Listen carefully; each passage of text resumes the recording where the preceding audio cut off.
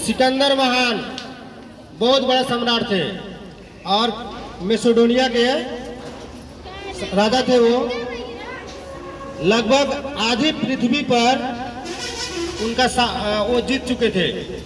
भारत में भी उनकी जीत हुई थी, रावी नदी तक वो पहुंचे थे।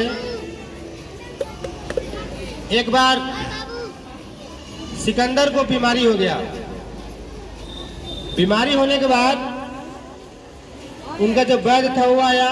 उसके बाद उनके राज्य में जितने डॉक्टर थे सब महान महान डॉक्टर वैद्य आए। बाकी देशों से भी डॉक्टर को बुलाया गया, लेकिन सभी डॉक्टर ने क्या किया, हाथ खड़ा कर लिया।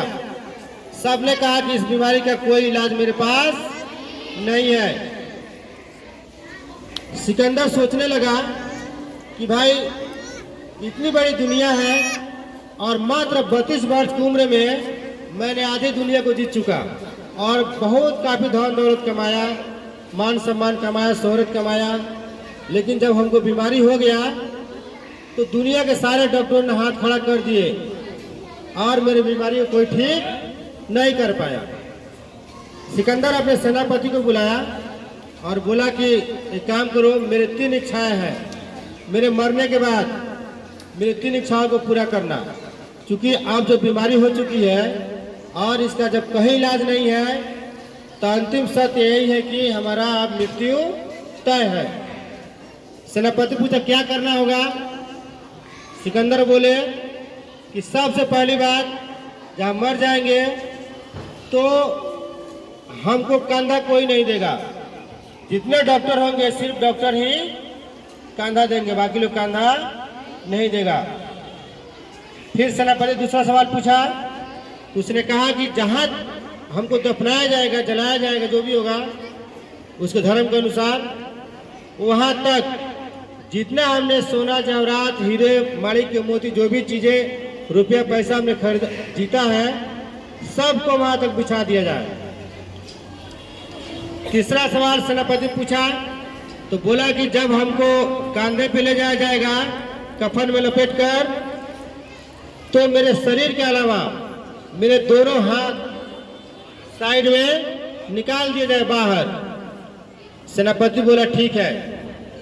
तब सेनापति को आश्चर्य हुआ और पूछा कि सम्राट, आप इस बात का आप जवाब दीजिए कि क्यों आपको डॉक्टर ही कंधा देंगे। तो सिकंदर बोला कि डॉक्टर कंधा इसलिए देंगे कि जब मेरे बीमारी के इलाज किसी डॉक्टर के पास नहीं है, दुनिया में किसी के पास नहीं है, अब मौत जब होना ही है तो शाश्वत सत्य यही है कि रुपया पैसा जितना हमने जीता वो किसी काम का नहीं है, इसलिए डॉक्टर ही हमको कंधा देंगे। दूसरा सवाल का जवाब उसने दिया कि रुपये पैसे इसलिए बिछाने के लिए मैं बोला हूं ताकि मेरे जीवन को अंतिम समय में ये रुपया पैसा किसी काम के लायक नहीं है, ये मेरी जान को नहीं बचा सकता है।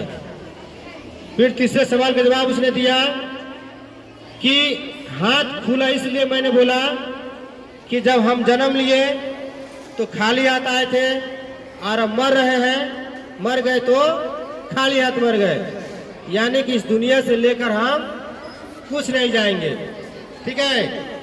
तो सिकंदर का कहना था कि आप चाहे जितना धन दौलत चोरी बेईमानी से जैसे भी कमा लिए, जितना घमाल बना लिए, गाड़ी घोड़ा खरीद लिए, गहना बनवा लिए, जो भी कुछ भौतिक सुख भोग लिए, लेकिन उसका उपयोग जब तक जिंदा है तभी तक है, मरने के बाद कोई भी चीज साथ जाने वाला नहीं है। इसलिए कर्म पर ध्यान दीजिए और कर्म अच्छा से कीजिए, कर्म का फल ही आपके साथ जाएगा।